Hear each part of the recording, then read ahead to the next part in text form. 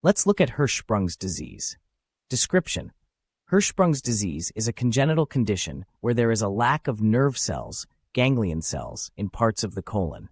This absence of nerves prevents proper relaxation of the affected bowel segment, leading to functional obstruction and difficulty passing stool. Signs and symptoms: failure to pass meconium, first stool, within 48 hours after birth. Chronic constipation or difficulty passing stool, especially in newborns and infants. Abdominal distension and discomfort. Vomiting, especially bile-stained vomit. Slow growth and development. Enterocolitis, inflammation of the intestines, with symptoms like fever, diarrhea, and abdominal pain. Nursing management: monitor bowel movements, abdominal distension, and signs of enterocolitis. Assist with diagnostic tests such as rectal biopsy and contrast enema to confirm the diagnosis. Provide supportive care, including bowel management techniques and education for parents on proper feeding and stooling patterns. Surgical management. Definitive treatment for Hirschsprung's disease involves surgical removal of the affected segment of the colon, pull-through procedure. The optimal timing for surgery depends on factors such as the child's overall health, the extent of bowel involvement, and the presence of complications like enterocolitis. Surgery is typically performed in infancy, often between 6 and 12 months of age, but it can vary based on individual circumstances. Management. Preoperative management involves bowel preparation, nutritional support, and addressing any complications like enterocolitis. Postoperative care includes pain management, monitoring for bowel function, and educating parents on caring for the surgical site and managing stooling patterns. Parent teachings. Educate parents about the nature of Hirschsprung's disease, including its causes, symptoms, and treatment options. Provide guidance on feeding techniques, including strategies for managing constipation and promoting regular bowel movements. Teach parents how to recognize signs of enterocolitis, such as fever, diarrhea, and abdominal pain, and when to seek medical attention. Complications. Enterocolitis. This is a serious complication of Hirschsprung's disease, characterized by inflammation and infection of the intestines. Prompt treatment with antibiotics and supportive care is essential.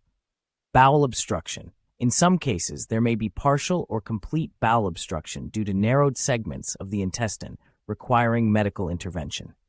Long-term issues. Children with Hirschsprung's disease may experience ongoing bowel management challenges, including constipation and bowel incontinence, which may require long-term management strategies.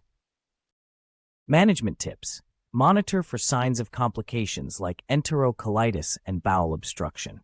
Ensure adequate nutrition and hydration, especially during the preoperative and postoperative periods. Collaborate closely with the healthcare team, including surgeons, pediatricians, and nutritionists, to provide comprehensive care. Let's take a look at intussusception.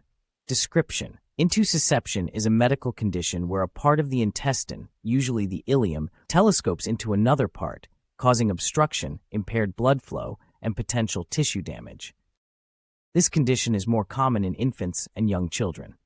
Signs and symptoms: severe abdominal pain, often in episodes of intense crying and pulling knees to chest.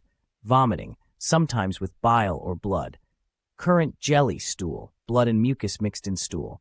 Abdominal distension and tenderness. Palpable mass or sausage-shaped lump in the abdomen. Episodes of irritability and inconsolable crying.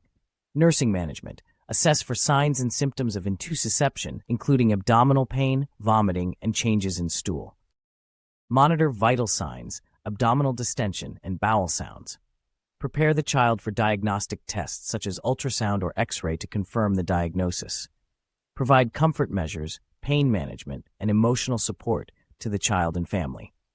Surgical management. The primary treatment for intussusception is pneumatic or hydrostatic reduction, which involves using air or liquid, saline or contrast, to push the telescoped intestine back into place. Surgical intervention, laparotomy, may be necessary if non-surgical reduction attempts are unsuccessful or if there are signs of bowel perforation, necrosis, or peritonitis. The age at which surgery is considered depends on the severity of symptoms, response to initial treatment, and presence of complications. Management. Non-operative management involves attempting pneumatic or hydrostatic reduction under imaging guidance. Maintain hydration and monitor for signs of dehydration or electrolyte imbalances, especially if the child is unable to tolerate oral intake. Administer pain relief medications as prescribed to alleviate abdominal discomfort. Prepare the child and family for possible surgical intervention if non-operative reduction is unsuccessful or if complications arise. Parent teachings. Educate parents about the signs and symptoms of intussusception, emphasizing the importance of prompt medical attention. Provide guidance on recognizing signs of bowel obstruction, such as abdominal pain, vomiting, and changes in stool patterns.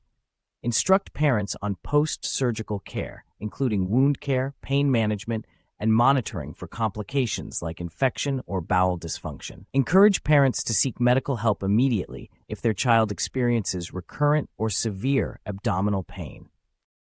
Complications: bowel perforation.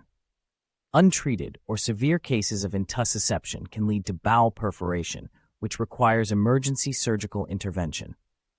Necrosis and gangrene. Prolonged obstruction and impaired blood flow can cause tissue necrosis and gangrene in the affected bowel segment. Infection and sepsis. Bowel perforation and tissue damage can lead to infection and systemic inflammation, potentially progressing to sepsis if not treated promptly. Management tips. Prioritize early recognition and diagnosis of intussusception to prevent complications. Collaborate closely with the healthcare team, including pediatric surgeons and radiologists, for prompt intervention and management. Provide thorough education and support to parents, including postoperative care instructions and signs of complications to watch for.